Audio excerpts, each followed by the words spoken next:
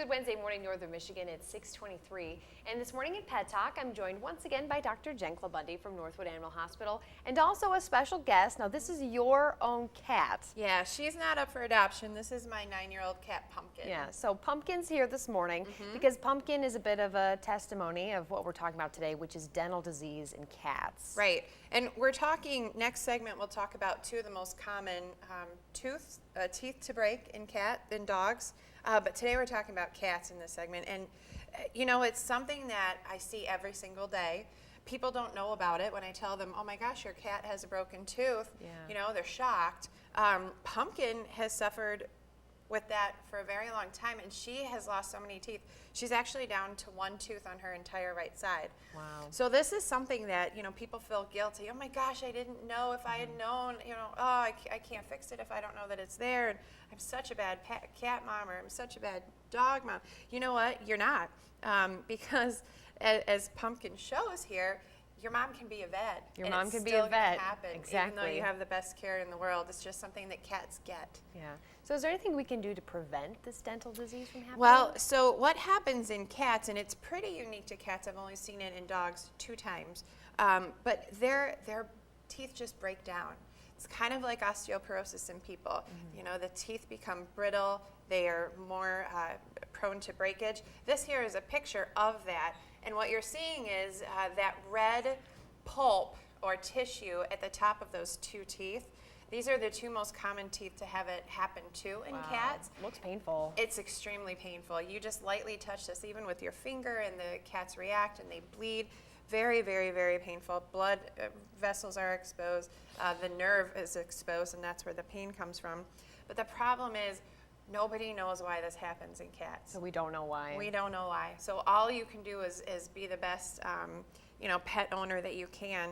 Cats should have their teeth evaluated at least every year so that we can find these lesions. Hopefully, you know, get some plaque off if they need a dental cleaning to help prevent it. But like I said, it's hard to totally take care of it if you don't know what causes it, and the experts are working on that really hard right now, but just nobody knows. It's a cat thing, and it's a weird thing, and it's weird. we just take care of them when it happens. So if this happens to your cat, or they're in pain and you know it, Right. what can you do to help them? Is there a treatment? Right. Well, at signs is a really good point.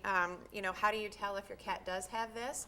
And lots of cats will start drooling more at home. They'll start chewing differently, maybe not be eating their dry kibble as much. And treatment is to remove those teeth. So you bring them in for a dental cleaning, and we actually remove those teeth. They're out of pain immediately. And Once then we get those teeth out, they're pain-free. As Pumpkin shows, you can get by with a few less teeth. Heck yeah, she does well. She's still on dry food. We have cats out there that have no teeth and will not eat canned food. They just eat dry food still. So, Interesting. Yeah, it is. All right, time for part 2 of Pet Talk with Dr. Jen Klabundy from Northwood Animal Hospital. We're talking about dental diseases in dogs and cats. This Right. time, we're going to focus on the dogs. Right. Starting with a common tooth problem, a slab fracture. Yeah, so in cats, whereas like we talked about before, it's something that we can't control. It's something that their body does. It starts in the root, and it's called a resorptive lesion in a cat because the body actually starts to resorb that tooth and root. Okay. So that's how cats get broken teeth. In dogs, it's totally different. Whole different story. And in dogs, it's usually caused by trauma. You know, dogs are chewers. It's not something where their body starts to break it down or make it weaker. Nope. They just bite something too hard and they break it. A slab fracture is the number 1 most common fracture that I see in dogs, and that's actually a premolar. It's about halfway up on the upper line here. Okay. And yeah, they're aggressive chewers. They break it off. In this fracture, they actually break the tooth in half this way in that plane. This one is a picture of a broken canine. Oh, I've seen this before. Yeah, that's the second most common tooth to break in dogs. And, you know, in the canine, you can see in this picture there's that dot in the middle, that tooth. black circle. Right.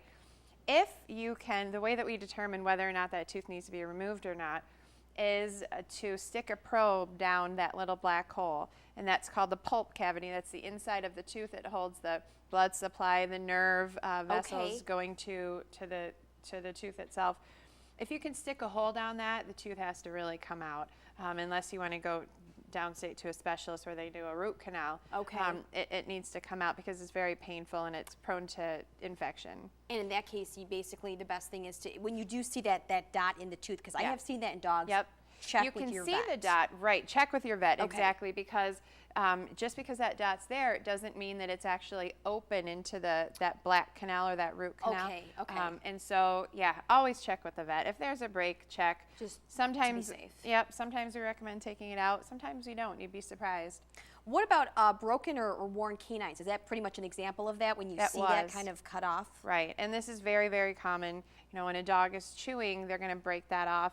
And whereas with a slab fracture, they break the tooth up the middle, with a canine, they actually lop off the top of it. Ooh. Yeah, so very common. And when it comes to, say the dog is in pain, is there any type of pain medication that you'd recommend, or just maybe getting rid of the whole tooth altogether? It's possible that it needs to be gotten rid of Just- altogether in okay. order to get rid of that pain, but also the source of infection. Because once that tooth is broken, everything inside is exposed. That bacteria that it will actually suck up from the mouth is going to travel to the top of the root or the root tip and cause a big tooth root abscess. So yeah, we can do pain meds short term.